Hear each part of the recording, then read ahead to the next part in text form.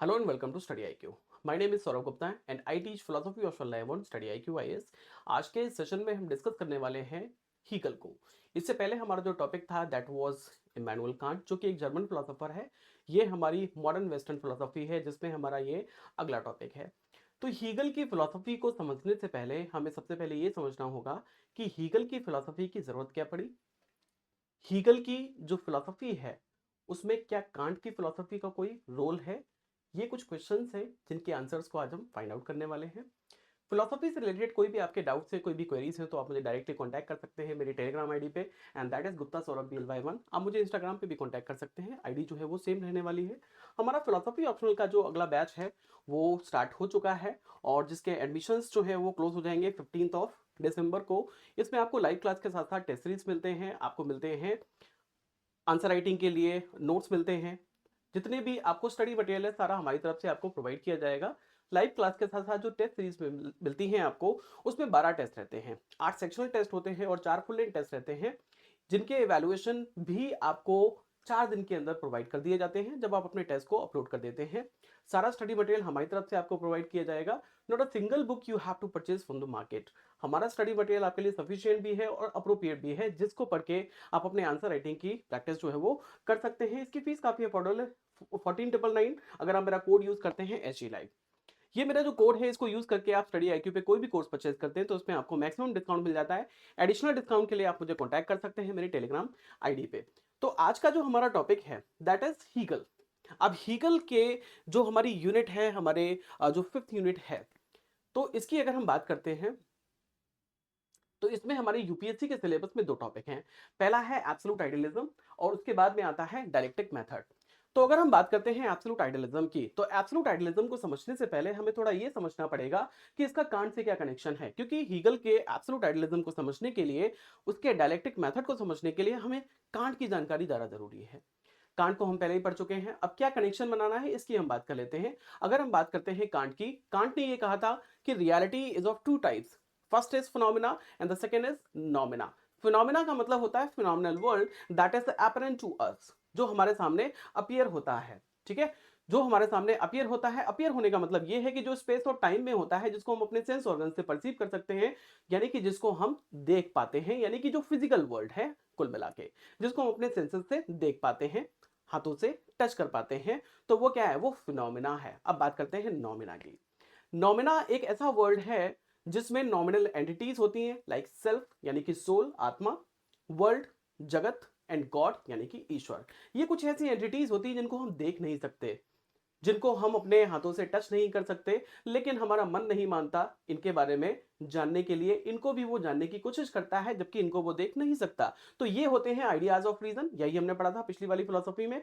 अब कांट ये कहता है कि जो पहली वाली जो रियलिटी है that is phenomena, we can only know that, हम सिर्फ उसी को जान सकते हैं, क्योंकि वो ये कहता है कि रीजन और एक्सपीरियंस दोनों का यूज करके हम सिर्फ फिनोमेना को जान सकते हैं, नोमेना को नहीं जान सकते, यानी कि वर्ल्ड, सेल्फ और गॉड, आत्मा, परमात्मा और जगत को हम नहीं जान सकते, क्योंकि उनको हम देख नहीं सकते, उनको इस वर्ल्ड में हम परसीव नहीं कर सकते। इस तरीके से हमने समझा कि कांट की फिलॉसफी में यह बताया गया है कि हम सिर्फ फिनोमेना को जान सकते हैं, नोमेना को नहीं जान सकते। अब हम बात करते हैं हीगल की। हीगल ये कहता है कि we can know everything, we can know we can know everything whose idea comes to our mind। हम हर उस चीज को जान सकते हैं जिसका आइडिया हमारे माइंड में आता है। अब जैसे कि अगर आपसे ये पूछा जाए कि गॉड को आपने देखा है, आप कहोगे नहीं देखा, लेकिन क्या गॉड का आइडिया आपके माइंड में नहीं है? इसका मतलब वी कैन नो गॉड, इसका मतलब हम ईश्वर को जान सकते हैं। आपने आत्मा को नहीं देखा लेकिन आत्मा का आइडिया आपके माइंड में है, इसका मतलब आप आत्मा को जान सकते हो। जगत को आपने पूरा नहीं देखा लेकिन जगत का आइडिया आपके माइंड में है, वर्ल्ड का आइडिया आपके माइंड में है, इसका मतलब ये है कि whatever comes to your mind that is absolutely real. और यही जो है, यही होता है एब्सोल्यूट आइडिया।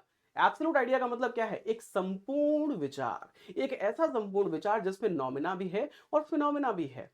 अब नॉमिना और फिनोमिना का मतलब क्या हुआ भाई? फिनोमिना तो हम देख लेते हैं, अपरेंट रियलिटी हमारे आंखों के सामने अपीयर होती है, हम देख लेते हैं। नॉमिना को हम देख नहीं सकते, तो वो ये कहता है कि what ever is rational that is real, जो भी रेशनल है वो रियल भी है। इसका मतलब क्या हुआ कि जो रेशनल है वो भी रियल है। रेशनल का मतलब क्या है कि जो कुछ भी रीजन में आता है, यानी कि जो कुछ भी हमारे इंट्यूशन में, बुद्धि में, दिमाग में आता है, वो सब कुछ रियल है। इसका मतलब ये है कि आत्मा, परमात्मा, जगत, ये तीनों रियल हैं। अब तीनों रियल हैं यानी कि हम इनको जान सकते हैं। अब इसको जानने के लिए हमें करना क्या होगा? हीगल कहता है इसको जानने के लिए हमें चाहिए होगा डायलेक्टिक मेथड। क्योंकि कांट ने ये कहा था कि जब हम नोमेना को जानने की कोशिश करते हैं, जिसको हम देख नहीं सकते, जैसे कि वर्ल्ड, सेल्फ और गॉड, इसको हम देख नहीं सकते, लेकिन जब हम इसको जानने की कोशिश करते हैं तो हम क्या करते हैं? हम या तो थीसिस लेते हैं या एंटीथीसिस लेते हैं।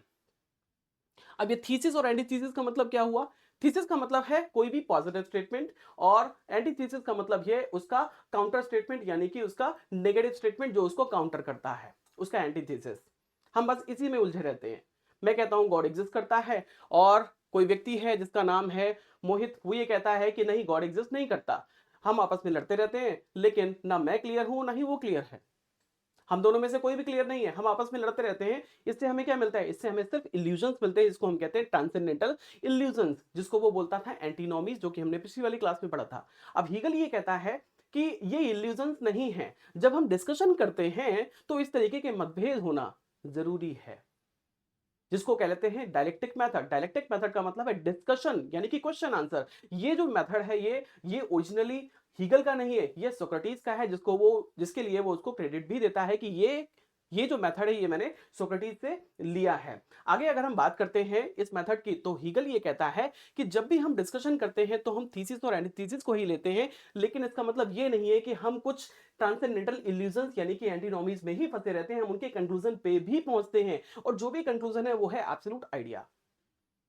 जैसे कि अगर हम बात करते हैं कि मैंने बोला कि गॉड एग्जिस्ट, और मोहित ने बोला कि गॉड डज नॉट एग्जिस्ट, यानी कि दोनों ही आपस में एक दूसरे के काउंटर थॉट्स हैं, एंटीथेटिकल हैं, एक दूसरे के अपोजिट थॉट्स हैं। अब हम कैसे कंक्लूजन तक पहुंचेंगे? तो हीगल ये कहता है कि जब हम डिस्कशन करेंगे, इसके बारे में और ज्यादा जानेंगे, क्वेश्चन आंसर करेंगे, डिस्कशन करेंगे, विवाद करेंगे, वाद करेंगे, डायलॉग करेंगे, तो हो सकता है हम थर्ड किसी कंक्लूजन पे पहुंच जाएं, जिससे हम दोनों ही अग्री कर जाएं। वो जो थर्ड कंक्लूजन होगा, दैट इज कॉल्ड सिंथेसिस। यानी कि थीसिस मेरा और मोहित का, एंटीथेसिस हम दोनों का जो मिलके जो एक नया आइडिया प्रोड्यूस हुआ है, दैट इज कॉल्ड सिंथेसिस। वो सिंथेसिस ही है एब्सोल्यूट आइडिया। और वो एब्सोल्यूट आइडिया जो है वो स्टैटिक नहीं है। स्टैटिक का मतलब ये है कि वो हमेशा रियल नहीं रहेगा। एक टाइम ऐसा आएगा कि कोई आएगा और कहेगा कि क्या बकवास कर रहे हो तुम लोग। ऐसा थोड़ी होता है।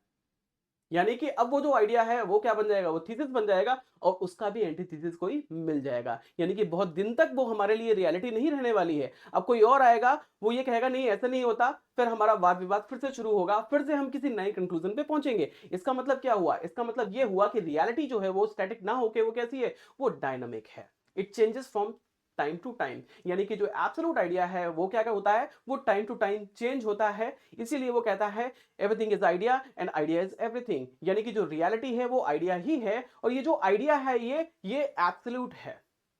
अब क्योंकि ये एब्सोल्यूट आइडिया है, संपूर्ण आइडिया है, तब तक के लिए, जब तक हमें कोई नया एंटीथेटिकल थॉट नहीं मिलता, तब तक तो हमारे लिए एब्सोल्यूट ही है। क्योंकि जब तक हम दोनों के बीच में कोई एक नया थॉट लेके नहीं आया था, तब तक तो हमारे लिए वो रियलिटी ही थी। लेकिन जब किसी ने कोई तीसरा थॉट लेके आया, तो हम किसी नए कंक्लूजन पे पहुंच गए। इस तरीके से जो रियलिटी है वो टाइम टू टाइम चेंज होती है, और ऐसे ही हिस्ट्री बनती है। अगर हम हिस्ट्री को उठा के देखते हैं तो वहां पे बहुत सारे थीसिस पे थे, बहुत सारे एंटीथीसिस भी हुए होंगे। उन थीसिस और एंटीथीसिस के बेस पे हम जहां पहुंचे हैं, दैट इज कॉल्ड सिंथेसिस, और इसी को कहते हैं absolute idea. And this is why his philosophy is known as absolute idealism. तो आज के सेशन में इतना ही। अगर कोई डाउट है, कोई भी क्वेरीज हैं आपके माइंड में हीगल से रिलेटेड, तो आप मुझे कमेंट बॉक्स में लिख सकते हैं। और हमारा अगला जो बैच है वो स्टार्ट हो चुका है, और इसके जो एडमिशन हैं वो क्लोज हो जाएंगे 15th ऑफ दिसंबर को, और जिसमें आपको लाइव क्लास के साथ साथ टेस्ट सीरीज भी मिलने वाली है।